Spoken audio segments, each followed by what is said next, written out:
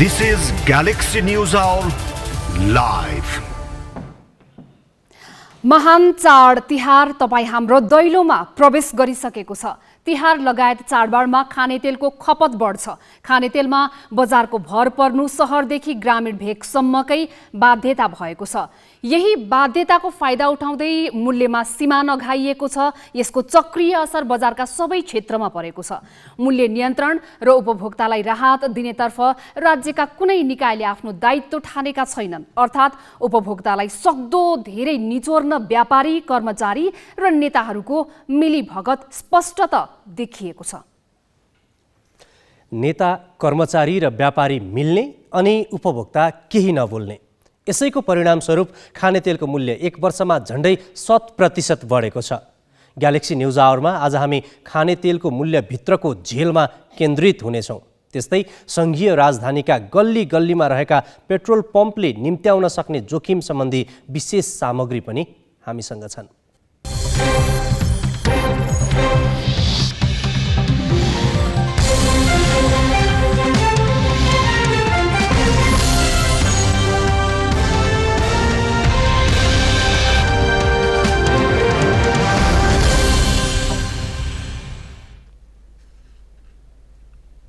नमस्कार, यो हो ग्यालेक्सी न्युज आवर। सही सूचना र प्रष्ट विश्लेषण सहित उपस्थित भएका छौँ। अब हेडलाइन्स।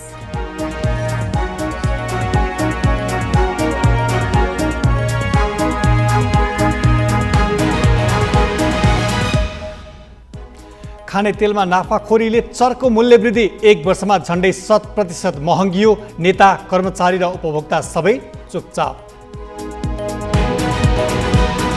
सर्वोच्च अदालतको गतिरोध अझै लम्बिने, दशैंमा सुरु भएको तनावले तिहारपछि पनि निकास पाउने छनक देखिएन। सुरक्षा मापदण्ड बेवास्ता गरी सहरका संवेदनशील क्षेत्रमा जताततै पेट्रोल पम्प, जोखिम नियन्त्रणको प्रभावकारी संयन्त्र र दक्ष जनशक्तिको अभावले ठूलो क्षतिको सम्भावना। नेपालमै पर्याप्त वन स्रोत हुँदाहुँदै वर्षमा 8 अर्ब हाराहारीका काठजन्य वस्तु आयात। वनमा आधारित उद्योगप्रति बेवास्ता, स्वदेशको काठ कुहिएर खेर। र ताइवानसँग तनाव बढेपछि चीनमा आपतकालीन अवस्था आउन सक्ने संकेत। केही हप्तालाई पुग्ने गरी उपभोग्य सामान जोहो गर्न आम नागरिकलाई सरकारको आग्रह।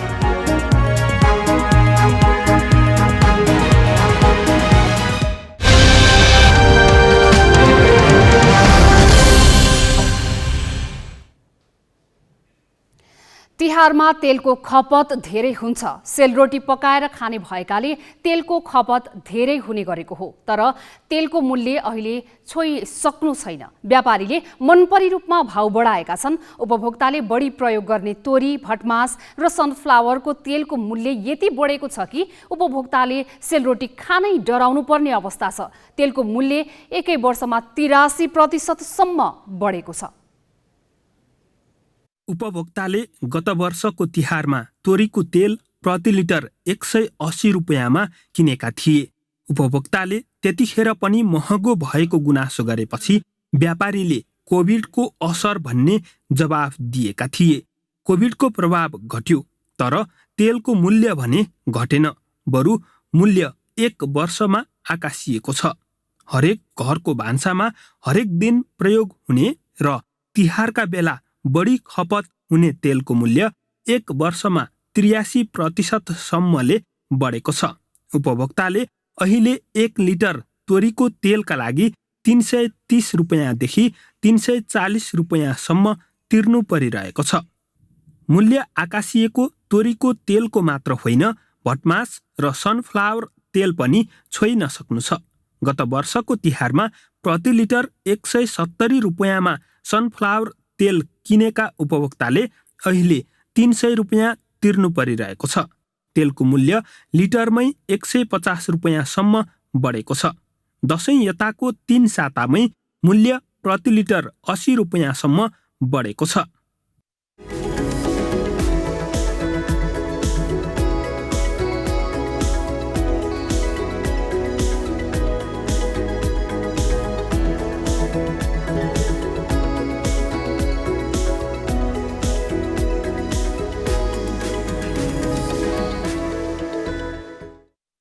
मूल्य आकाशिए पनि बजारमा उपभोक्ताको ठेगी नसक्नु भिड छ। तिहारमा सेलरोटी खाने चलन रहेकाले उपभोक्ताले महँगो मूल्य तिरेरै तेल किनेका हुन्। भुटेको टोरीको तेल चाहिँ हामीसँग चाहिँ अलिकति क्वालिटीको पुरानो भएको भएर चाहिँ त्यो महँगो छ, 400 रुपियाँ पर्छ। पहिला चाहिँ 380 त्यति पर्थ्यो, अहिले चाहिँ 400 रुपियाँ पर्छ। सनफ्लावर चाहिँ पहिला चाहिँ 150-45 सम्म थियो, अहिले हालसाल बढेर चाहिँ 260 त्यस्तो पुगेको छ। अहिले चाहिँ 1 वर्ष अगाडि त 170-80 रुपियाँ थियो, अब अहिले त अब 260। सनफ्लावर सस्तो खालको, महँगो खालको अब 320, अनि तोरीको अब 335-40 त्यस्तो पुगेको छ। तेल उद्योगबाट उपभोक्तासम्म आइपुग्दा 4 देखि 5 तह पार हुन्छ। उद्योगबाट वितरक, थोक विक्रेता, खुद्रा विक्रेता लगायतका तह पार गरेर उपभोक्ता कहाँ पुग्ने गरेको हो। उत्पादक र वितरकले नै मूल्य बढाएर पठाएकाले उपभोक्ताले महँगो मूल्य तिर्नु परेको नेपाल खुद्रा व्यापार सङ्घको भनाइ छ। तेलको मूल्य बढ्नुमा चाहिँ अब तपाईँको चाहिँ उद्योगीहरूलाई सोद्धाखेरि या आयातकर्ताहरूलाई सोद्धाखेरि चाहिँ इन्टरनेसनलमै चाहिँ तपाईँको कच्चा पदार्थको मूल्य चाहिँ बढेको कारणले बढ्यो भनेर पनि हामीले सुन्ने गरेका छौँ। अब यो तेल चाहिँ तपाईँको अब यो आजभन्दा 1 वर्ष अगाडि भन्दा हिसाब गर्ने हो भने अहिले तपाईँको आउँदाखेरि झन्डैदेखि 80देखि 90% चाहिँ भाउ बढिसकेका चाहिँ हामीले चाहिँ हिसाब गर्न सकिन्छ। तेलको अस्वाभाविक मूल्यवृद्धि भइरहँदा बजारमा सरकारी हस्तक्षेप छैन। नियमनकारी निकायले महँगी नियन्त्रण भन्दा पनि काम देखाउने प्रयोजनका लागि मात्र बजार अनुगमन गरेर व्यापारीलाई सजिलो बनाउँदै आएका छन्। क्यामेरामा अनिल ढुङ्गेलका साथ चिरञ्जीवी भट्टराई, ग्यालेक्सी 4K, काठमाडौँ। खानेतेलको अस्वाभाविक मूल्य वृद्धिमा सरकारी निकाय मौन छन् अनि सरकारी मौनताको फाइदा व्यापारीले उठाइरहेका छन्। व्यापारीले एकातिर अन्तर्राष्ट्रिय बजारमा नै कच्चा तेलको मूल्य बढेको असर भनिरहेका छन् भने अर्कातिर निर्यात बढाएको बढाइ छन्। भारतमा उच्च माग रहेको देखाएर अभावको त्रास सिर्जना गरेर पनि व्यापारीले मूल्यमा मनपरी गरेका हुन्। नेपालमा भटमासको व्यावसायिक खेती खासै छैन, त्यसैले भटमासको तेल उत्पादनका लागि कच्चा पदार्थ विदेशबाट ल्याउने गरिएको छ। खास गरी अर्जेन्टिना, ब्राजिल र पाराग्वेबाट भटमासको तेलको कच्चा पदार्थ ल्याउने गरिएको छ।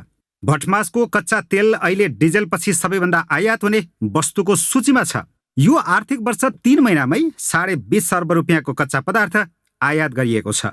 तर यसबाट उत्पादित सबै तेल देशभित्र खपत भएको भने होइन, भारतमा निर्यात हुने गरेको छ। भन्सार विभागको तथ्याङ्क अनुसार चालु आर्थिक वर्षको 3 महिनामा सबैभन्दा बढी निर्यात हुने वस्तुमा भटमासको तेल पहिलो नम्बरमा छ। उद्योगीले अन्तर्राष्ट्रिय बजारमा मूल्य बढेको भने पनि कच्चा तेल आयात गरी प्रशोधन गरेर निर्यात बढाउन थालेपछि त्यसको प्रभाव स्वदेशी तेल बजारमा परेको छ। भटमासको तेलको भन्दा फरक अवस्था छैन सूर्यमुखी तेलको पनि। नेपालमा सूर्यमुखीको पनि खासै उत्पादन हुँदैन, तर यसको तेल भान्सामा अत्याधिक प्रयोग हुन्छ। त्यही कारण उद्योगीले यो तेलको कच्चा पदार्थ युक्रेनबाट ल्याउने गरेका छन्। अधिक आयात हुने वस्तुको सूचीमा सूर्यमुखीको तेलको कच्चा पदार्थ 10औं नम्बरमा छ। कच्चा पदार्थ आयात गरेर प्रशोधन गरी निर्यात बढाउन थालेका उद्योगीले बजारमा आपूर्ति घटाएर मूल्य बढाएका हुन्। उद्योगी भने कच्चा पदार्थ र डलरको भाव बढेकाले तथा ढुवानी भाडामा समेत वृद्धि भएकाले तेलको मूल्य बढेको भन्छन्। बढ्ने क्रम रोकिएको छ। मलाई लाग्दैन अब तेलको मूल्य बढी हुन्छ। अब तेलको मूल्य जुन छ यो स्थिर हुन्छ, घट्ने पनि सम्भावना देख्दिनँ, किनभने डलरको दाम बढेको छ। जुन मालहरू आउँदैछ त्यसमा भाडा पनि धेरै बढेको छ। तर यहाँ कम्पिटिसन पनि भनौँ, मालको आम्दानी यति माल इम्पोर्ट भइराखेको छ कि त्यसमा चाहिँ मलाई त्यति तेलको मूल्य बढ्ला जस्तो लाग्दैन। यो त के छ भने यो सब ग्लोबल सिस्टमले हो। यसमा चाहिँ नेपालको व्यापारीले केही पनि त्यसमा व्यापारीको चलखेल भनेको यसमा केही पनि हुँदैन। यो क्लियर कट एकदम वर्ल्ड वाइड जुन रेटहरू छ त्यो रेट र फ्रेटको तपाईँको कस्टमको जुन सिस्टमहरू छ त्यसैमा निर्भर गर्छ। केही समय अगाडि वाणिज्य विभागले खाने तेलको मूल्य वृद्धि विश्लेषणका लागि अध्ययन गरेको थियो। विभागको प्रारम्भिक अध्ययनले तेल उत्पादनमा संलग्न उद्योगीले मिलेमतोमा कार्टेलिङ गरिरहेको देखाएको थियो। 20 तेल उत्पादक मध्ये 10 उद्योगले स्वदेशी बजारमा न्यून मात्रामा आपूर्ति गरी तेल ठूलो मात्रामा निर्यात गरेको तथ्य पत्ता लागे पनि विभागले कसैलाई कारबाही गरेन। विभागले उद्योगीको मनोमानीमा आँखा चिम्लिएकै कारण तेलको भाउ आकाशिएको खुद्रा व्यापारीको भनाइ छ। खास त बढ्नु नपर्ने हो, यो कुरा चाहिँ तपाईँहरू वाणिज्य सोध्नुपर्ने किनभने तेल छिकाउनु दिने पर्मिट दिने उनीहरू हो बरेपछि चुप लाएर बस्नु पनि उनीहरू हो होइन हामीले त उनीहरूलाई बरोबर जानकारी दिइरहेको छ बजार भाउ बढ्यो के गर्ने भनेर हामीले जानकारी दिइराखेको छ अहिले अस्तिको पनि गएर भन्दाखेरि उनीहरूले केही जवाबै दिएन डिजी छैन भन्यो जवाबै दिएन उद्योगीले कार्टेलिङका कारण मूल्य बढेको विभागको अध्ययन प्रतिवेदनपछि उद्योग वाणिज्य तथा आपूर्ति मन्त्रालयले महँगी रोक्नका लागि भन्दै 13 कर्मचारीलाई आफै अनुगमनमा खटायो तर उपभोक्ताले मन्त्रालय र विभागको अनुगमन प्रभावकारी भएको अनुभव गर्न पाएका छैनन्। अब हामीले चाहिँ यसलाई कसरी लगेको छ भने मन्त्रालय अन्तर्गत चाहिँ वाणिज्य आपूर्ति तथा उपभोक्ता हित संरक्षण विभाग छ सो विभाग अन्तर्गत रहेर सम्बन्धित अरू निकायका प्रतिनिधिहरू समेत सम्मिलित गरेर हामीले बजार अनुगमन गर्ने गरेका छौँ र त्यसमा चाहिँ अब विभागबाट चाहिँ अब अनुगमनको लागि जनशक्ति कम भयो भन्ने गुनासो पनि आएको थियो। यसमा अहिले हामीले दसैँ तिहार छठ पर्वहरू लक्षित गरेर थप जनशक्ति परिचालन गरेर यस विषयमा र अरू दैनिक उपभोग्य वस्तुहरूको विषयमा बजार अनुगमनलाई चाहिँ हामीले तीव्र बनाएका छौँ। आफू खुसी मूल्य बढाउने उद्योगी व्यापारीलाई ठाउँको ठाउँ कारबाही गर्न सक्ने कानुन छ तर उपभोक्ता हित संरक्षण सम्बन्धी कानुन उपभोक्तामाथि अचाक्ली गर्ने तेल उद्योगीका हकमा कार्यान्वयन हुन सकेको छैन। क्यामेरामा सुशील बास्कोटाका साथ पवन तिमल सिन्हा, ग्यालेक्सी 4K, काठमाडौँ। खानेतेलमा अस्वाभाविक मूल्य वृद्धि हुँदा तपाईहरू किन मौन बसेको भनेर हामीले उपभोक्तालाई सोधेका छौँ। दसैँ ताका 1600 पेटी थियो भने अहिले 2800-2600 पुगेको छ। एकजना मात्र नबोलेर यो मूल्य वृद्धि भएको कारण किन हो हामी सबैजना चुप छौँ। जनताको आवाज अलि निकाल्नुपर्छ सरकारसम्म यो आवाज पुगोस् किनभने यो सामान्य मानिसदेखि ठुलो मानिससँग मार परिरहेको छ तर आवाज निकाल्न कसरी सक्नु भएको छैन। जो राजनीतिकर्मी हुँ भन्छन् समाजसेवी हुँ भन्छन् तपाईँको नागरिक समाजका हुँ भन्छन् ती आफै तपाईँको गलत काम गरिरहेका हुन्छ। अब यो कारबाही कसले गर्ने? मर्काम पर्ने भनेको हामी जनता नै हो। गरिब दुखी अहिलेको अवस्थामा सबै चिज महँगा छ। अहिले विशेष गरेर तेल चाहिँ खानै नसक्ने अवस्था छ है। सामान किन्दाखेरि बजार मूल्य अब खाद्यान्नको एकदमै महँगो लाग्यो। पहिलाभन्दा धेरै नै वृद्धि भएको छ। यो चुनावी तयारीको लागि व्यवसायीहरूलाई प्रोत्साहन गर्न अहिलेको गठबन्धन सरकारले तिनीहरूबाट रकम असुल्न चुनावको खर्च जोड्न व्यवसायीहरूलाई मूल्य वृद्धि गर्न तिनीहरूले प्रोत्साहन दिएको हो। जनता त धेरै मर्कामा छन् त अब बोल्दैनन् कोही बोले पनि सुन्दैनन् नेताहरूले आफ्नै पेट भर्ने हो। त सरकारले हेर्ने कुरो कस्तो महँगी र ऊ भनेर त अब सरकारले नहेरेपछि मान्छेले जति लापरवाही छन् जति भने पनि हुन्छ भन्ने ऊ भइसक्यो समाज। सबैले आवाज उठाएपछि हो के अरे अब एउटाले मात्रै आवाज उठाएर नहुने सबैलाई मर्का अब उठे परिहाल्छ के अरे पर्दा आवश्यक छ किन्नु परिहाल्छ तर भन्ने ठाउँ कहाँ त हाम्रो भन्ने ठाउँ कहाँ भन्दाखेरि स्थानीय तह जनप्रतिनिधि अनि मन्त्रीहरू भनेर भनौँ एकैछिनमा चेन्ज हुन्छ थाहा हुँदैन र जनताको कुरा चाहिँ जति सुने पनि एकतिर सुन्ने अर्कोतिर उडाउने। जिल्ला प्रशासन कार्यालय गुण तथा नियन्त्रण खाद्य तथा गुणस्तर नियन्त्रण कार्यालय र उपभोक्ता हक संरक्षणहरूले यसमा आवाज उठाउनुपर्छ। खानेतेलको मूल्य वृद्धि र महँगी रोकथाममा व्यवस्थाबारे वाणिज्य आपूर्ति तथा उपभोक्ता संरक्षण विभागका सहप्रवक्ता धनेश्वर पौडेलसँग हाम्रा संवाददाता मिलन बुढाथोकीले कुरा गरेका छन्। पछिल्लो समय प्रत्येक नेपालीको भान्सासँग सरकार राख्ने विषय खानेतेलको मूल्य चाहिँ असाध्यै धेरै आकाशिएको छ। अब तपाईहरू यसलाई नियमन गर्ने यसको बजार रेगुलेसनको विषयमा चाहिँ नियमित अनुगमन गर्ने जिम्मेवारीका साथमा हुनुहुन्छ। तपाईहरुलाई यो विषयले छोको छ कि छैन? तपाईहरु पनि आफू एउटा उपभोक्ता पनि हुनुहुन्छ। यो विषय कसरी अचाक्कली रूपमा चाहिँ यो तेलको मूल्य वृद्धि भयो? यो अन्तर्राष्ट्रिय बजारमै तेलको मूल्य वृद्धि भएको पेट्रोलियमको मूल्य वृद्धिले ढुवानी बिमा लगायतको विषयहरू वृद्धि भएको कुरा उहाँहरूले भन्नुभएको थियो। त्यो कुरा चाहिँ कतिपय स्वाभाविक पनि रहेछ र अनि हाम्रो अनुगमनपछि थोरै मात्रामा भए पनि अब अन्तर्राष्ट्रिय बजारले घट्यो या हाम्रो अनुगमनले घट्यो। असारमा तेलको मूल्य अलिकति कम भयो। फेरि साउन लाग्यो, साउनपछि साउनसम्म असार र साउन कन्स्टेन्ट रह्यो। साउनपछि पनि तेलको मूल्य अहिले फेरि बढेर आएको अवस्था छ। हामी कहाँ आएको मूल्य सूची हेर्दाखेरि कुनै कुनै तेलमा चाहिँ जस्तो धारा तोरीको तेल साउनमा 268 थियो भने अहिले असोजमा आउँदाखेरि 295 प्लस भएको छ। अब यो मूल्य वृद्धि चाहिँ स्वाभाविक हो या कृत्रिम हो यसको बारे हामी बुझ्छौँ। अब यो हिसाबले नेपालीको भान्सा यति चर्को गरी चाहिँ मूल्य वृद्धि भइरहेको छ, सहनै नसक्ने गरी सामान्य उपभोक्ताहरूले सहनै नसक्ने गरी चाहिँ ढाड सेकिने गरी मूल्य वृद्धि हुँदाखेरि सरकारले के हेरेको छ भनेर जनताले चाहिँ प्रश्न गरिरहेछन् नि। यो खालको वृद्धि सबैको स्वाभाविक हो या होइन भनेर पनि हामीले खोज्नुपर्ने बेला भएको छ।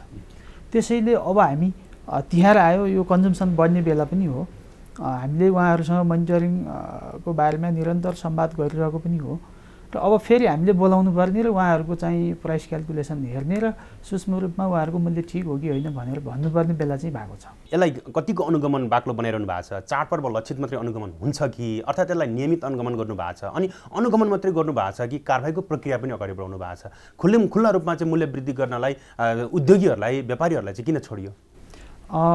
पक्कै पनि हामीले उपभोक्ता संरक्षण ऐन अनुसार वस्तु वा सेवाको मूल्यको बारेमा अनुगमन गर्ने अधिकार हामीलाई छ।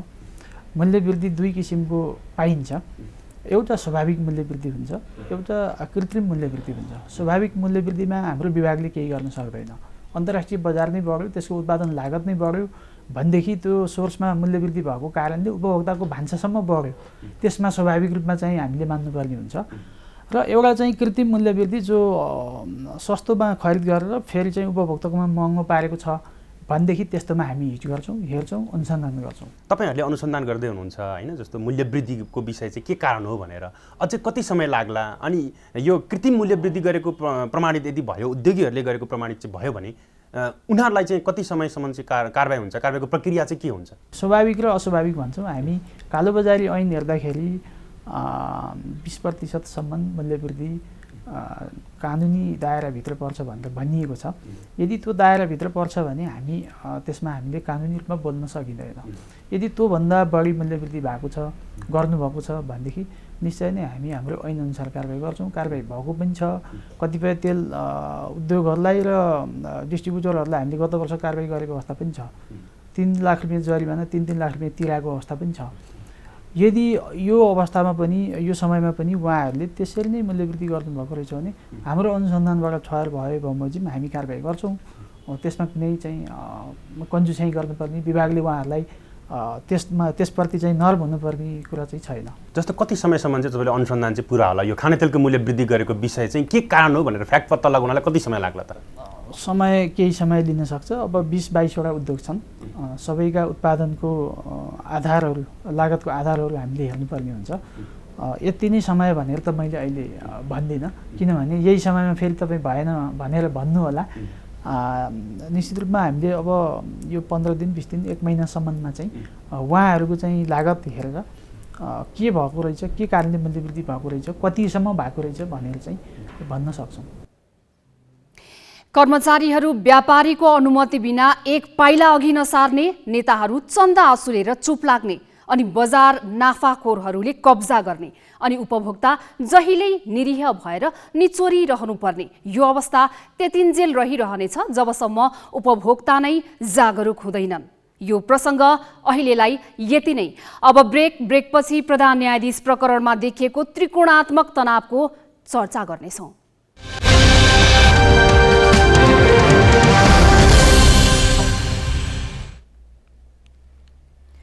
अब केही न्यूज संक्षेपमा। 10औं महाधिवेशनमा प्रमुख राजनीतिक दलहरूलाई अतिथिको निम्ता गर्ने तयारी गरेको नेपाल कम्युनिस्ट पार्टी एमालेले नेकपा एकीकृत समाजवादीलाई भने नबोलाउने भएको छ। महाधिवेशनको तयारीबारे जानकारी दिन आज आयोजित पत्रकार सम्मेलनमा नेकपा एमालेका सचिव तथा प्रचार विभाग प्रमुख योगेश भट्टराईले नेकपा एकीकृत समाजवादीलाई नबोलाउने बताएका हुन्। उनले नेकपा एकीकृत समाजवादीको गठन नै असंवैधानिक भएको दावी गरे। एमालेले 10औं महाधिवेशनको उद्घाटन समारोहमा नेकपा एमालेसँग भाइचारा सम्बन्ध रहेका विभिन्न देशका राजनीतिक दल तथा दक्षिण एसियाका सत्तारूढ दल र विपक्षी दललाई समेत निमन्त्रणा गरेको जनाएको छ। नेपाल नागरिक उड्डयन प्राधिकरणका महानिर्देशक राजकुमार छेत्रीले गौतम बुद्ध अन्तर्राष्ट्रिय विमानस्थलमा अबको 5 महिनामा अन्तर्राष्ट्रिय उडान हुने बताएका छन्।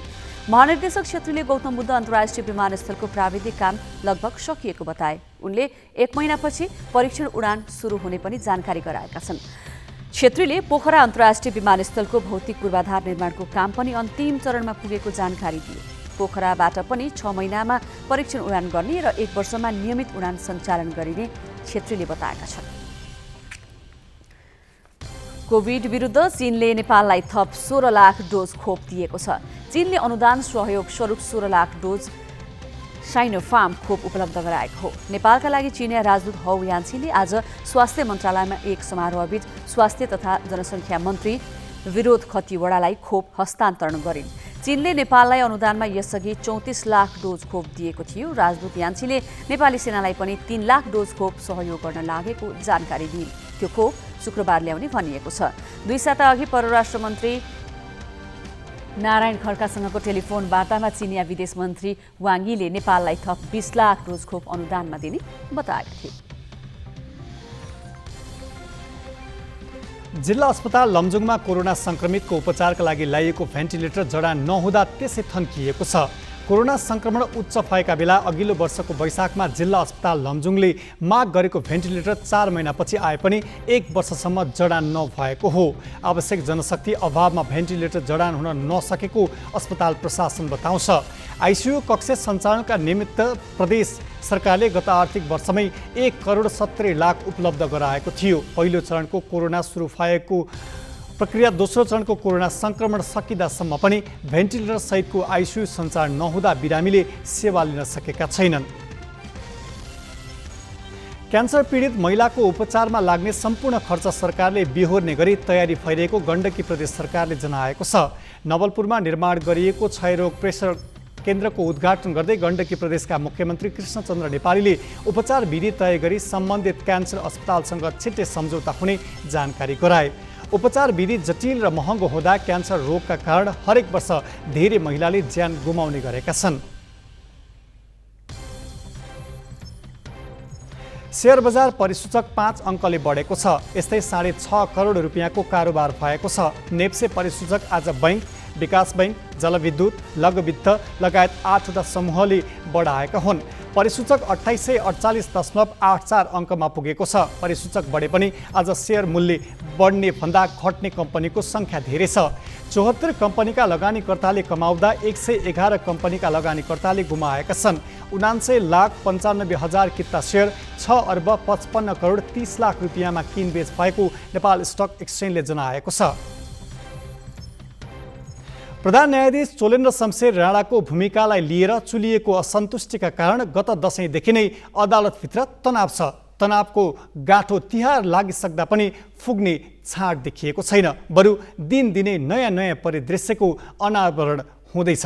यस सम्बन्धी थप चर्चा गौतम रेग्मीबाट।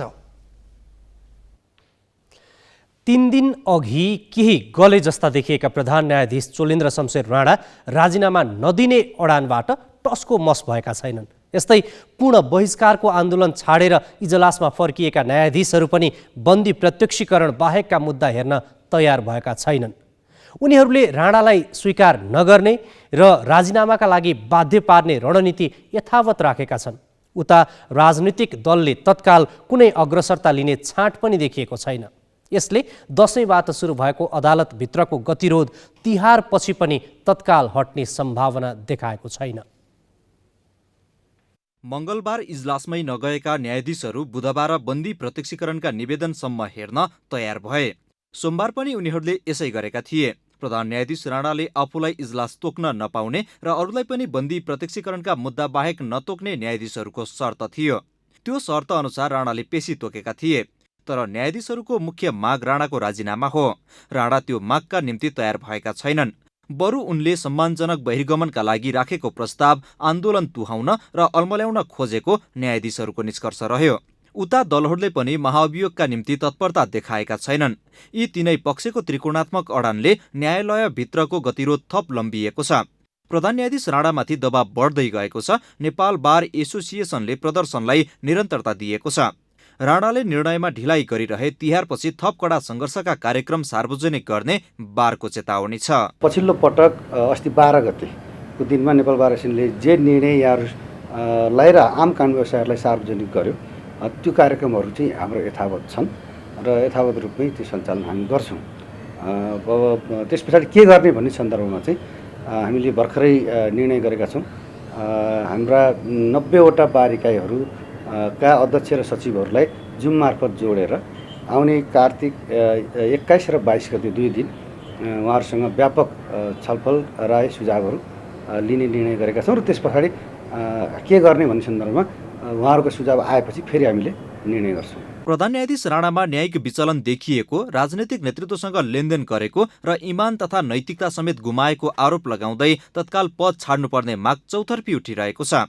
राणाका विरुद्धमा विरोध र आन्दोलन बढ्दै गएको छ। न्यायाधीशदेखि विभिन्न सङ्घ सङ्गठन आन्दोलित छन्। प्रगतिशील तथा पेशागत कानुन व्यवसायी सङ्गठन र नेपाल डेमोक्रेटिक लयर्स एसोसिएसनले पनि चाँडो निकास दिनुपर्ने धारणा सार्वजनिक गरेका छन्। हाम्रो धारणा भनेको पनि के हो भने बेन्चले पनि इजलासले पनि एउटा चाहिँ निकास दिने स्थिति आउनु पर्यो। एउटा दुर्भाग्यपूर्ण अवस्थामा हामी छौँ र सामान्य प्रधान न्यायाधीशज्यू यसको चाहिँ मुख्य व्यक्ति हुनुहुन्छ। उहाँले यसको सन्दर्भमा उचित निकास दिनुपर्छ भन्ने हाम्रो चाहिँ विज्ञप्तिको मूल आशय हो र हामी माननीय न्यायाधीश हरिकृष्ण कार्कीको प्रतिवेदन हुबहु रूपमा लागू हुनुपर्छ र फुल कोर्टले त्यसलाई ओन गरेर एउटा कार्ययोजनासहित अगाडि बढोस् भन्ने हाम्रो चाहिँ चाहना हो। राणामाथि दबाव बढ्दैछ। राजनीतिक नेतृत्व पनि बेसरोकार बस्न नमिल्ने भन्दै ध्यानाकर्षणका प्रयास भइरहेका छन्। प्रधानमन्त्री एवं कङ्ग्रेसका सभापति शेरबहादुर देउबा बिहिबार स्वदेश फर्किँदैछन्। प्रमुख नेतृत्व अदालतको समस्या अदालतभित्रै समाधान गर्नुपर्छ भनेर पन्छिँदै आए पनि अब धेरै समय बेसरोकार बस्ने सुविधा नमिल्न सक्छ। क्यामेरामा साधुराम लामिछानेका साथ बासु खड्का, ग्यालेक्सी फोके, काठमाडौँ। न्यायालयभित्रको विवाद समाधान हुने सङ्केत नदेखिएका बेला पूर्व प्रधान न्यायाधीश कल्याण श्रेष्ठ राजनीतिक दलमाथि खनिएका छन्। उनले आज सार्वजनिक कार्यक्रम मार्फत दल र तिनका नेताका कारण कार्यपालिका, व्यवस्थापिका र न्यायपालिका तथा तीनै तहका सरकार समस्याग्रस्त रहेको मात्र बताएनन्, जनतामाथि थर्काएर आधिपत्य जमाउन खोजेको तथा संविधान कार्यान्वयनमा ध्यानै नदिएको आरोप समेत लगाए। पालिका, विधायिका, न्यायपालिका कतै पनि सन्तोष गर्ने ठाउँ छैन। तीनै तहको सरकार, स्थानीयदेखि प्रदेशदेखि सङ्घीयसम्म हेऱ्यो समस्याग्रस्त देखिन्छ। संविधान त राम्रै बनाएको भनेको हो। राम्रो बनाएको संविधानको राम्रो भोग हुनु पर्यो नि, राम्रो कारण, राम्रो नतिजा आउनु पर्यो नि। संविधान राम्रो देखाउनलाई लेख्या होइन नि, संविधानको राम्रो भोगहरू पाउनलाई लेख्या हो नि। संविधान कार्यान्वयन ठिकदशाली हुनु पर्यो नि। खै गरेको दलहरूले त्यो जवाबदेही निभाउनु पर्दैन थियो र? आजसम्म 6 वर्ष हुँदाखेरि यदि गऱ्यौँ नि, हामी सम्पूर्ण यात्रा तय गरेर भनेका छैनौँ। जति सकिन्छ त्यति यात्रा त तय गर्नु पर्यो नि। कुनै सङ्केत नआउने दल हुनु आफै प्रजातन्त्रको द्योतक होइन। प्रजातन्त्रबाट जनताले के पाए? हक अधिकारको संरक्षण भयो कि भएन? न्याय पाए कि पाएन? जीवनस्तरमा सुधार भयो कि भएन? जीविकाका माध्यमहरू बढ्यो कि बढेनन्? यी कुराहरू हुन् र ती निर्णय प्रक्रियामा जनताको सहभागितालाई आह्वान गर्नुपर्ने हो। अहिले कस्तो भयो भने दलहरू चाहिँ अलि बलिया बलिया दलहरू निस्केका छन् र जनता तर्साउँदै हिँडेका छन्। दलहरू, नेताहरू जनता थर्काउने र जनतामाथि आधिपत्य मेरो छ भन्ने, जनता वस्तु होइनन् स्वामित्व ग्रहण गर्ने, दलका स्वामित्वभित्रका रैतीहरू होइनन्। दलहरू अन्ततः फेरि सार्वभौम भनेको दल जनतै हुन्। तर सार्वभौमिक जनतालाई हामीले के गरेको भने जनता थर्काउने, जनता तर्साउने, जनता हप्काउने, जनता पन्छाउने र आफ्नो अहमियतलाई स्थापना गर्ने यो चेष्टा र यो संस्कारबाट वशीभूत भएर हाम्रो प्रजातन्त्रले जसरी गति लिनुपर्ने हो, जसरी दिशाबोध गर्नुपर्ने हो, जसरी सेवा र सुविधाहरू यसले चाहिँ उत्पादन गरेर जनतालाई लाभान्वित गर्नुपर्ने हो, भएको छैन।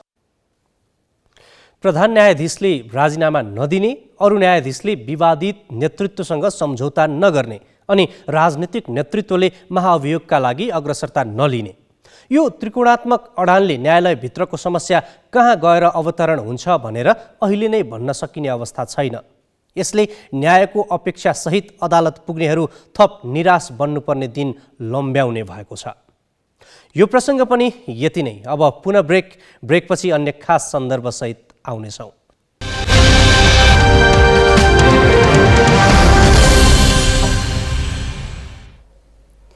अब केही न्यूज संक्षेपमा। अर्थमन्त्री जनार्दन शर्माले जोगमनी किमाथाङका जोड्ने सडक सरकारको प्राथमिकतामा रहेको बताएका छन्।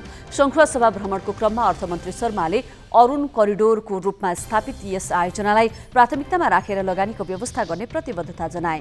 सडकसँगै भन्सार नाका व्यवस्थित गर्न सरकार पछि नपर्ने उनको भनाइ छ। श्रृङ्खला सभामा देशको व्यापार घाटा कम गर्न सक्ने स्रोत साधन रहेको भन्दै अर्थमन्त्री शर्माले जलविद्युतको क्षेत्रमा कायापलट गर्न सकिने बताएका छन्। चीनमा आपतकालीन अवस्था आउन सक्ने भन्दै त्यहाँको सरकारले आम नागरिकलाई दैनिक उपभोग्य सामग्री खरिद गरेर राख्न आह्वान गरेको छ। कोरोना संक्रमण बढ्दै गएको, मौसम पनि आगामी दिनमा धेरै खराब हुने देखिएको र ऊर्जा सङ्कट हुन सक्ने भन्दै उद्योग मन्त्रालयले नै आम नागरिकलाई खाद्यान्नको जोहो गर्न भनेको हो। मन्त्रालयले जारी गरेको सूचनामा दैनिक उपभोग्य वस्तु, तरकारी, खानेतेल लगायतका सामग्री केही सातालाई पुग्ने गरी खरिद गरेर राख्न उल्लेख छ। मन्त्रालयले सूचना जारी गरेसँगै बजारमा भिड बढेको छ भने सामानको अभाव देखिएको छ। सरकारले अचानक यस्तो सूचना गरेको भन्दै आम नागरिक आक्रोशित भएका छन्। चिनिया सञ्चार माध्यम ग्लोबल टाइम्सले बेजिङ र ताइपे बीचको तनावका कारण पनि यस्तो सूचना जारी भएको हुन सक्ने उल्लेख गरेको छ। संयुक्त राष्ट्रसङ्घीय जलवायु सम्मेलन COP26 मा सहभागी नभएको भन्दै अमेरिकी राष्ट्रपति जो बाइडेनले चीन र रुसको आलोचना गरेका छन्। जलवायु परिवर्तन सम्बन्धी महत्त्वपूर्ण छलफललाई चीनले पुरै बेवास्ता गरेको र रुसले पनि त्यसलाई पछ्याउनु गलत भएको बाइडेनको भनाइ छ। चीनका राष्ट्रपति सी जिनपिङ र रुसका राष्ट्रपति भ्लादिमिर पुतिन दुवैजना कोप सम्मेलनमा सहभागी भएनन्। त्यति मात्र होइन, दुवै देशले आफ्ना प्रतिनिधि पनि पठाएका छैनन्। चीन विश्वकै सबैभन्दा बढी कार्बन उत्सर्जन गर्ने राष्ट्र हो। अमेरिका दोस्रोमा पर्छ भने युरोपेली सङ्घका राष्ट्रहरू तेस्रो र भारत चौथो तथा रुस 5औं नम्बरमा छ। तालिबानले अफगानिस्तानमा विदेशी मुद्रा प्रयोगमा प्रतिबन्ध लगाएको छ।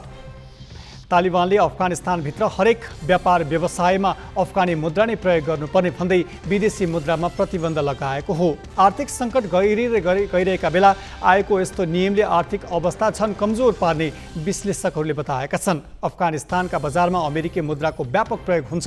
त्यस्तै पाकिस्तानको सीमामा हुने व्यापारमा पनि अमेरिका मुद्रा नै प्रयोग हुँदै आएको छ। तालिबानले गत अगस्तमा अफगानिस्तान नियन्त्रणमा लिएपछि अमेरिकी सङ्घीय बैङ्क र युरोपको केन्द्रीय बैङ्कमा रहेका अफगानिस्तानको पैसा रोक्का गरिदिएको छ।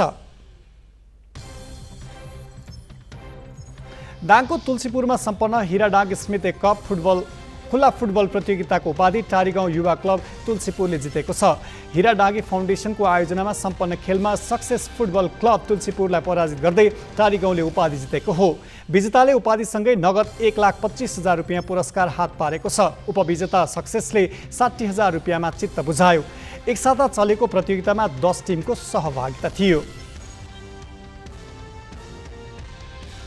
सङ्घीय राजधानी काठमाडौँका संवेदनशील क्षेत्र र भित्री गल्लीमा समेत भेटिन्छन् पेट्रोल पम्पहरू। झट्ट हेर्दा यी उपभोक्ताका लागि सहज सुविधा जस्ता देखिन्छन्, तर यथार्थमा सुरक्षामाथि गम्भीर खतराको धरापको रूपमा रहेका छन्। यस सम्बन्धी थप विवरण स्मृति मल्लबाट। काठमाडौँ उपत्यकाका गल्ली गल्लीमा पेट्रोल पम्प छन्। अत्यावश्यकीय इन्धन बिक्री वितरणका लागि खोलिएका भए पनि यी पेट्रोल पम्प कुनै दिन ठूलो दुर्घटना निम्त्याउन तम तयार छन्। यो सत्य जान्दा जान्दै पनि राजधानीका अधिकांश पेट्रोल पम्प मापदण्ड विपरीत छन्। पेट्रोलियम पदार्थ अत्याधिक प्रज्वलनशील हुने भएकाले आगोले छिनभरमै ठूलो समस्या निम्त्याउने जोखिम देखिन्छ। एम्बुस सरह पेट्रोल पम्प भए पनि सरकारवाला निकाय भने उदासीन देखिन्छन्।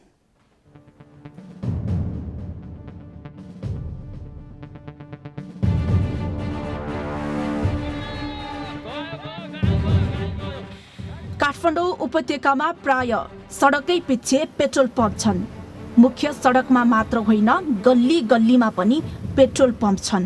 हेर्दा सुविधाका लागि स्थापना गरिएको देखिए पनि यी पेट्रोल पम्प बम गोला भन्दा कम खतरनाक छैनन्। अत्यावश्यकीय इन्धन बिक्री वितरणका लागि भए पनि यी पेट्रोल पम्प भवितव्य निम्त्याउन तम तयार छन् भन्दा धेरैको मन झसङ्ग हुन सक्छ। तर सत्य यही हो। 2077 मङ्सिर 27 गते शनिबार ललितपुरको ग्वारको स्थित उज्जवल आयल सेन्टरमा आगलागी भयो। ट्याङ्करबाट अन्डर ट्याङ्करमा तेल खन्याउने क्रममा सल्किएको आगोले आधा दर्जन 2 पाङ्ग्रे सवारी साधन जलेर खरानी भए। आगोले वरिपरिका घरमा पनि क्षति पुर्यायो। 2074 कार्तिक 22 गते त्रिपुरेश्वरको जयन्ती पेट्रोल पम्प नजिकैको एक वर्कसपमा आगो लाग्यो। आगोको लप्कामा परेर 12 का 20 वर्षीय मुलायम मियाको निधन भयो। घटनामा अरू 2 जना घाइते भए। त्यस आगलागीबाट करिब 40 लाख रुपैयाँ बराबरको क्षति भयो। आगलागीबाट जयन्ती पेट्रोल पम्पको स्टोरमा समेत क्षति पुर्यायो। समयमै दमकल आइपुगेकाले ठूलो दुर्घटना टरेको अग्नि नियन्त्रक बताउँछन्। 2073 भदौ 9 गते विद्युत सर्ट हुँदा बल्खुको दक्षिणकाली पेट्रोल पम्पमा आगलागी भयो। आगलागीबाट 3 कामदार, 1 प्रहरी र गाडी चालक सहित 5 जना घाइते भए। यी प्रतिनिधि घटनाले पेट्रोलियम पदार्थको बिक्री वितरण, पम्प सञ्चालन र नियमनमा कुन हदको लापरवाही छ भन्ने कुरा छर्लङ्ग हुन्छ। समयमै दमकल पुग्दा आगो त निभाइएको छ, तर सरकारी संयन्त्रको लापरवाहीका कारण पेट्रोल पम्पमा जति बेला पनि आगलागी हुने जोखिम कायमै छ। आगलागी भएका पेट्रोल पम्प पनि केही समयपछि पुनः उस्तै लापरवाही ढङ्गले सञ्चालनमा आएका छन्। नेपाल आयल निगमको विनियमावलीले नै भन्छ कि एउटा पेट्रोल पम्पबाट अर्को पेट्रोल पम्प बीचको दूरी 300 मिटरको हुनुपर्छ, तर बालाजुक क्षेत्रमा रहेको यो 2वटा पेट्रोल पम्प बीच मुस्किलले 50 मिटरको दूरीमा छ। घना बस्तीको बीचमा मापदण्ड विपरीत सञ्चालन गरिएका पेट्रोल पम्पहरूमा वर्षेनी आगो लाग्दा उस्तै प्रकृतिका घटना दोहोरिरहेका छन् र स्थानीयहरू त्रासमा छन्। अब छिमेकीहरू धेरै भाग दौड भयो। सबै यहाँको मात्र होइन, यो बस्तीको मात्र होइन, उता परको मान्छेसँग रोडमा निस्किसकेको थियो, अब मरिन्छ भनेर। जुनसुकै पेट्रोल पम्पमा आगलागी भएको खबरले पनि अन्य स्थानका पेट्रोल पम्प वरपरका नागरिकको पनि आङ सिरिङ्ग बनाइरहन्छ। घरको आडैमा रहेको पेट्रोल पम्पका कारण आफ्नो ज्यानै जान सक्ने भयले चिन्ताग्रस्त देखिन्छन्। डर त हुन्छ, तर अब यो एरिया जान्छ नि त, हाम्रो घर पसल भन्दा नि मान्छे धेरै क्षति हुन्छ। सधैँ डराइ बस्नुपर्छ, अब केही भयो भने भन्ने हुन्छ। अब यत्रो सामानहरू पनि छ, अब होइन, अनि केही सानो मिस्टेक भयो भने त भइहाल्यो। यस्तै तनाव हरेक पेट्रोल पम्प वरपर घर भएका नागरिकलाई छ। अब आगोको प्रकृति कस्तो हुन्छ भन्ने कुरो हुन्छ। त्यसमा तपाईँको ठुलो छ भनेदेखि अब नधान्न पनि सक्छ, ठिक्क छ अब त्यसमा चाहिँ अब हामीसँग भएको साधन स्रोतले धान्न सक्ने सम्भावना पनि हुन्छ। तर एक हिसाबले हेऱ्यो भने अब विस्फोटै भएर आगै फैल्यो भने चाहिँ हामीसँग भएको साधन स्रोतले भ्याउँदैन। आयल निगमका अनुसार काठमाडौँ उपत्यकामा मात्रै 180 पेट्रोल पम्पहरू सञ्चालनमा छन्, तर तीमध्ये 90% पम्पहरू स्थानीय बासिन्दाका लागि अत्यन्तै जोखिममा रहेको अध्ययनहरूले देखाउँछ। तर नेपाल आयल निगम भने ठोस कदम चाल्ने तत्परता देखाउँदैन। बरु 2076 पुस 17 गते प्रधानमन्त्री कार्यालयले उपत्यकामा सञ्चालित जोखिमपूर्ण रहेका 18 पम्पको बिक्री स्थल अन्यन्त्र सार्न निगमलाई पत्र पठायो, तर ती पम्पहरू अटेर गरी आज पनि यथास्थानमै बेपरवाह चलिरहेका छन्। नेपाल आयल निगम भने मानव जीवन नै जोखिममा पर्दा पनि केही पम्पलाई पत्र काटेर कागजी औपचारिकता पूरा गर्दै बसेको छ। क्यामेरामा अनिल ढुङ्गेल र यमा थापाका साथमा शिखा श्रेष्ठ, काठमाडौँ। राजधानीमा सञ्चालनमा रहेका अधिकांश पेट्रोल पम्पले सरकारले तोकेको मापदण्ड पूरा गरेका छैनन्। पेट्रोल पम्प जस्तो अति संवेदनशील क्षेत्रमा सुरक्षाको कुनै प्रबन्ध नहुनु, जोसुकै व्यक्ति सलाई, लाइटर जस्ता आगोजन्य वस्तु लिएर र धूम्रपान गरेर जान सक्ने वातावरण हुनुले अधिकांश पेट्रोल पम्पहरू जोखिमपूर्ण अवस्थामा रहेको प्रष्ट हुन्छ। तर नेपाल आयल निगमले मापदण्ड पूरा नगर्नेलाई कारबाही त परको कुरा, अनुगमन पनि औपचारिकताका लागि मात्रै गर्ने गरेको छ। त्रिपुरेश्वरमा रहेको मायाराम भोलाराम पेट्रोल पम्पबाट आडैमा रहेको जयन्ती पेट्रोल पम्प बीचको दूरी 100 मिटर पनि छैन, न त पर्याप्त जग्गा छ। निगमका अन्य मापदण्डको पालना त धेरै परको विषय हो। दर्शकवृन्द, यो नेपालको एकमात्र अन्तर्राष्ट्रिय स्तरको दशरथ रङ्गशाला हो। यो रङ्गशालाको वारपार मापदण्ड विपरीत वर्षौँदेखि 2-2वटा पेट्रोल बमहरू खडा छन्, तर वर्षौँदेखि यसरी सञ्चालन भइरहँदा पनि अन्यन्त्र सुरक्षित स्थानमा सार्न सकिएको छैन। यसले नेपालकै आयल निगमको विनियमावलीलाई त गिज्याइरहेको छ नै, आयल निगमका पदाधिकारीहरूको कर्तव्य र जिम्मेवारीलाई उदाङ्गो बनाइदिएको छ। बालाजु क्षेत्रमा रहेको चक्रपथ फ्युल सेन्टर र कोतोधोकु आयल स्टोर वारिपारी छन्। यी पेट्रोल पम्प बीचको दूरी 50 मिटर पनि छैन। दुई पम्प बीचको दूरी 300 मिटरको हुनुपर्छ भन्ने मापदण्ड यसकारण लागू गरिएको थियो कि यदि दुर्घटना भइहाल्यो भने पनि त्यसबाट ठूलो भौतिक तथा मानवीय क्षति बेहोर्नु नपरोस्। तर घर घरमा चिया पसल सञ्चालन गरे जसरी उपत्यकामा मनोमानी ढङ्गले खडा गरिएका पम्पले एम्बुस थापेको झल्को दिन्छ। 2027 सालमा स्थापना भई सहजता, शुद्धता र पारदर्शिताको प्रतिबद्धता गरेको नेपाल आयल निगमले सुरक्षाको प्रत्याभूति भने दिन सकेको छैन। आखिर किन?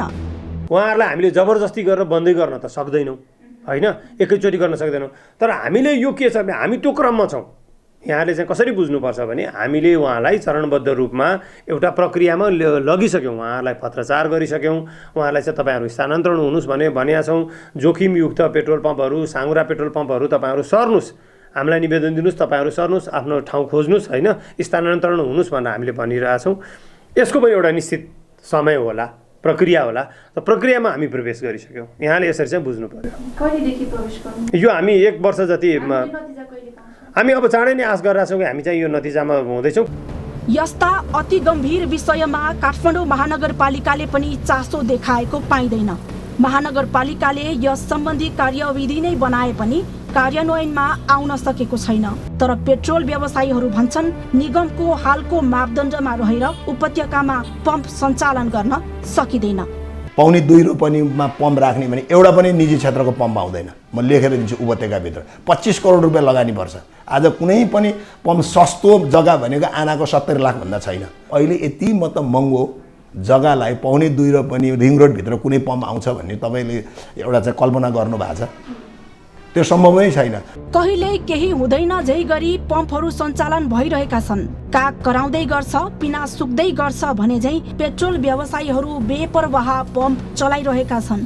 यसरी मनोमानी ढङ्गले सडकका पेटीमा, घरका आँगनमा सञ्चालित पेट्रोल पम्पले पेट्रोल बमको झल्को दिएको छ। यसले कुन बेला के क्षति पुर्याउन सक्छ त्यो कसैले सोच्नसम्म सकेको छैन। जब अकल्पनीय दुर्घटना हुन्छ त्यति बेलासम्म हामीले पश्चाताप गर्ने मौका पनि पाउँदैनौँ।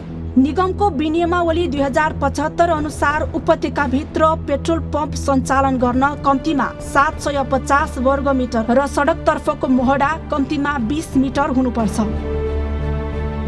तर उपत्यकामा सञ्चालित धेरै जसो पेट्रोल पम्पलाई यो नियमावलीले छुन सकेको छैन। मापदण्ड अनुसार पेट्रोल पम्पमा आगो निभाउने उपकरणहरू, दक्ष जनशक्ति, प्रशस्त पानीको व्यवस्था लगायतका निश्चित मापदण्ड छन्। तर अधिकांश पेट्रोल पम्पहरूले यी मापदण्डहरू पनि पूर्ण पालना नगरेको कुरा स्थलगत रिपोर्टिङले पुष्टि गर्छ। क्यामेरामा अनिल ढुङ्गेल र यमा थापाका साथमा शिखा श्रेष्ठ, काठमाडौँ। 5 वर्षे प्रदेशसभाको कार्यकाल उत्तरार्धमा पुगिसक्यो। समय सकिन लाग्दा पनि प्रदेश नम्बर 1 को नामाकरणसम्म हुन सकेको छैन। प्रदेश सरकारबाट 2 जना मुख्यमन्त्री विदा भइसक्दा पनि प्रदेशको नाम राख्ने कार्यभार पूरा हुन सकेको छैन।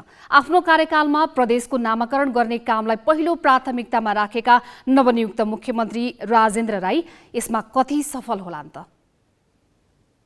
प्रदेश नम्बर 1 का पहिलो मुख्यमन्त्री शेरधन राईले 3.5 वर्षीय कार्यकालमा प्रदेशको राजधानी टुङ्ग्याउने काम गरे पनि नाम भनिराख्न सकेनन्।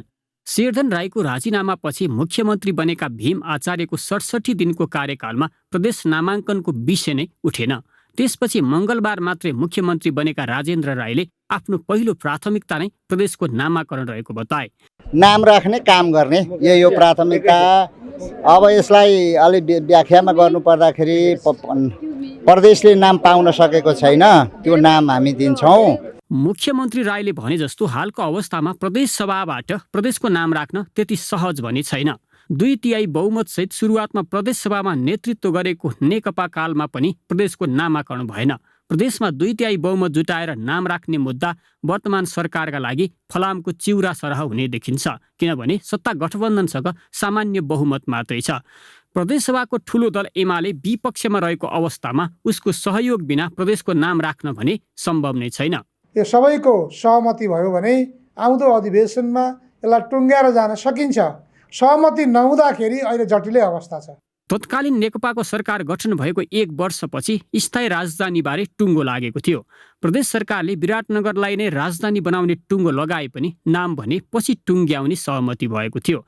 प्रदेश 1 को नाम पहिचानको आधारमा राख्नुपर्ने पक्षमा बलियो मत छ। प्रदेशको नाम भूगोलको आधारमा कोशी वा सगरमाथा, बहुपहिचानको आधारमा कोशी, किराँत लगायत चर्चामा रहँदै आएका छन्।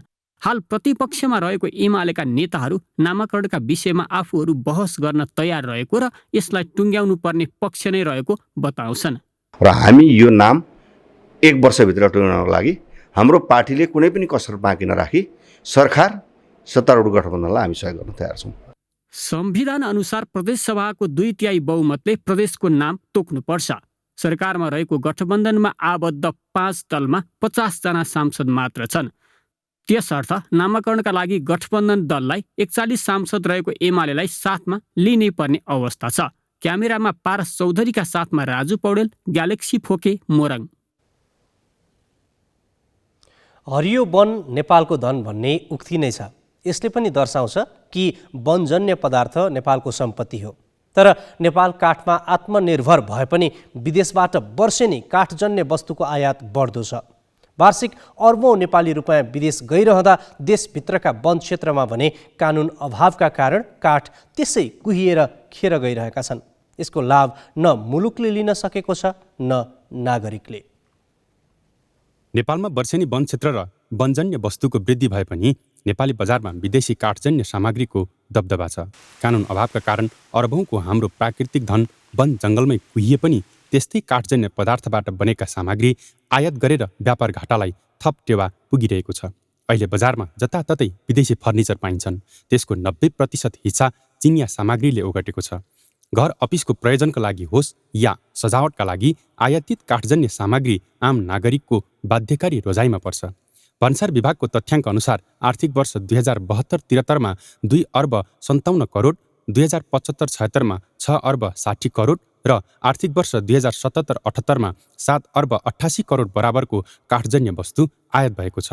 विगत 5 वर्षको सामानहरूको अभिलेख हेर्दा तथ्याङ्क हेर्दाखेरि बढेको देखिन्छ। जस्तै 72-73 को तथ्याङ्कले 2 अर्ब 57 करोड बराबरको काठजन्य सामानहरूको आयात भएको देखिन्छ भने अहिले 77-78 त्यो बढेर 7 अर्ब 88 करोड मूल्य बराबरको सामान चाहिँ आयात भएको छ। पछिल्लो 5 वर्षको तथ्याङ्कलाई हेर्ने हो भने नेपालमा ठूलो परिमाणमा काठजन्य वस्तुको आयात भएको छ। आयातको अनुपातमा निर्यात भने नगण्य छ। नेपालमा हरेक वर्ष काठजन्य वस्तुको माग बढेपछि व्यवसायीले मलेसिया, थाइल्यान्ड हुँदै चीन र भारतबाट काठजन्य सामान आयात गरिरहेका छन्। वन नीतिको अस्पष्टताका कारण नेपालको धनका रूपमा रहेको वनमा उत्पादन भइरहेको काठ त्यसै खेर गइरहेको छ। बजारले भने विदेशी आयातमा भर पर्नु परेको छ। अब हाम्रो नीति नियमहरूका कमी कमजोरीले गर्दाखेरि हाम्रो मुलुकमा चाहिँ अब विदेशबाट काठ ल्याउनु पर्ने बाध्यता छ। अब जस्तो तपाईँको काठ भनेको कस्तो हो भने माग र आपूर्तिको सन्तुलन मिल्न नजाने बित्तिकै मूल्य वृद्धि हुन्छ। मूल्य वृद्धि हुने बित्तिकै विदेश अब काठ सर्टेज हुन्छ, नीति बन्दैन। एउटा सरकार आउँछ रोका गर्छ, अर्को आउँछ फुक्का गर्छ। यो चाहिँ कस्तो भने तपाईँको नीति ठोस नीति नभएर नै हो जस्तो लाग्छ मलाई चाहिँ। 2015 मा गरिएको अनुसन्धान अनुसार नेपालको वन क्षेत्र बढ्दो छ। सन् 2015 को तथ्याङ्क अनुसार करिब 59,62,000 हेक्टर भूभाग वनले ओगटेको छ, जुन नेपालको क्षेत्रफलको 40.36% हो। विज्ञका अनुसार नेपाली वनबाट वार्षिक 12 करोड सेफ्टी काठ उत्पादन गर्न सकिन्छ, जुन मागको तुलनामा अधिक हो। देशको कुल गार्हस्थ उत्पादनमा वनबाट 1% पनि योगदान छैन, जबकि छिमेकी मुलुक बङ्गलादेशमा जीडीपीमा 5% योगदान वन सम्पदाकै छ। नेपालको विभिन्न तहमा वन क्षेत्रको विकास भइरहेको छ, तर यसको फाइदा न मुलुकले लिन सकेको छ न नागरिकले नै। बरु हरियो वन नेपालको धन भन्ने नारा अलाप्दै नेपाली उपभोक्ताहरूले वर्षेनी फर्निचरको नाममा अर्बौं रुपैयाँ विदेश पठाउन बाध्य भइरहेका छन्। चितवन सहकर्मी प्रकाश सिग्देल र क्यामेरामा अजय हाक्काजुका साथमा मिलन बुढाथोकी, ग्यालेक्सी फोके, काठमाडौँ। तिहार अर्थात् यमपञ्चकको दोस्रो दिन यमदूतको रूपमा कुकुरको पूजा गरी मनाइएको छ। त्रयोदशी र चतुर्दशी तिथि एकै दिन परेकाले यो वर्ष काग तिहार पनि आजै मनाइएको छ। कुकुर तिहारको दिन नेपाल प्रहरीको केनाइन महाशाखाको रौनक भने बेग्लै हुन्छ। प्रहरीको अनुसन्धानमा सहयोग गर्दै आएका कुकुरहरूले आफ्नो कार्यकुशलता प्रस्तुत गर्दछन् भने अनुसन्धानमा उत्कृष्ट ठहरिएको कुकुरलाई सम्मान गरिन्छ। यस वर्ष कर्णालीमा कार्यरत जम्बोले उत्कृष्ट कुकुरको सम्मान पाएको छ। अघिल्ला वर्षहरूमा जस्तै यस वर्ष पनि नेपाल प्रहरीको केनाइन महाशाखामा कुकुर तिहारको दिन विशेष कार्यक्रमको आयोजना भयो।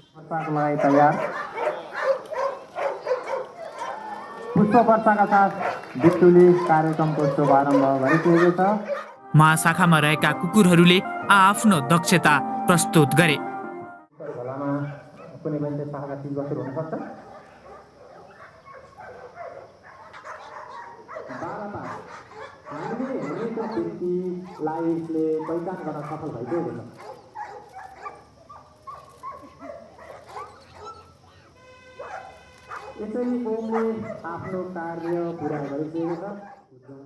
कर्णाली प्रदेशमा रहेर अनुसन्धान गर्दै आइरहेको जम्बोले यस वर्षको उत्कृष्ट कुकुरको सम्मान पायो।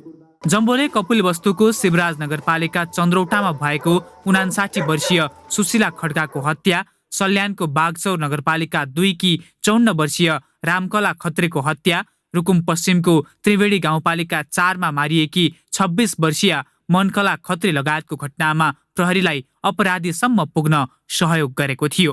यो कुकुरहरू चाहिँ अहिले अनुसन्धानमा खटिने सबैभन्दा सर्वोत्कृष्ट कुकुरको रूपमा लिइन्छ र यसलाई सुपर डग्स भन्छौँ होइन अहिले संसारभरमा चाहिँ।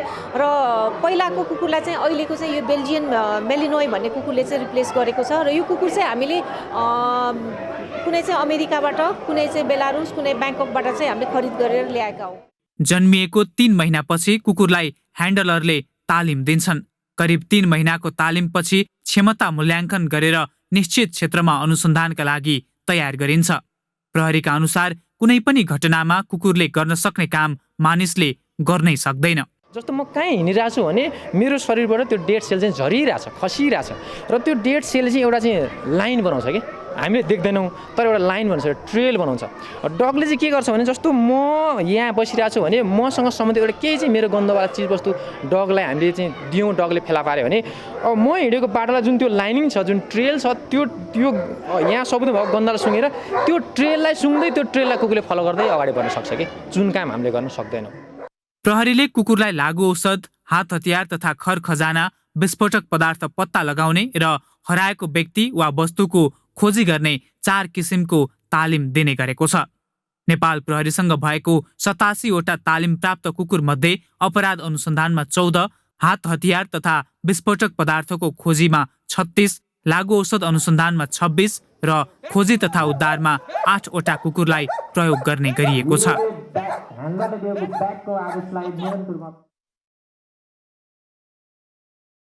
ग्यालेक्सी न्यूज आवरको अन्तिममा छौं। जाँदा जाँदै हेडलाइन्स।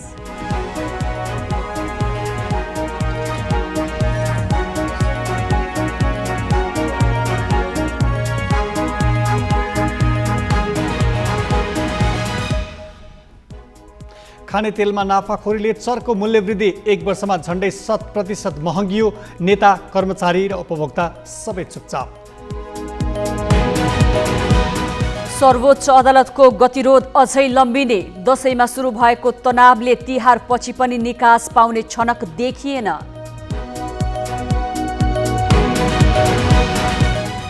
सुरक्षा मापदण्ड व्यवस्था गरी सहरका संवेदनशील क्षेत्रमा जताततै पेट्रोल पम्प, जोखिम नियन्त्रणको प्रभावकारी संयन्त्र र दक्ष जनशक्तिको अभावले ठूलो क्षतिको सम्भावना।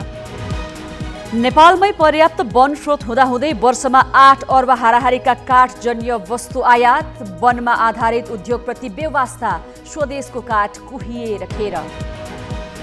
र ताइवानसँग तनाव बढेपछि चीनमा आपतकालीन अवस्था आउन सक्ने संकेत, केही हप्तालाई पुग्ने गरी उपभोग्य सामान जोहो गर्न आम नागरिकलाई सरकारको आग्रह।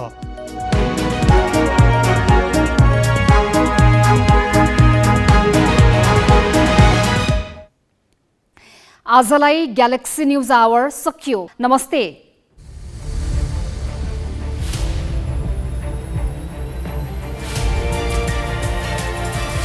This is Galaxy News Hour Live.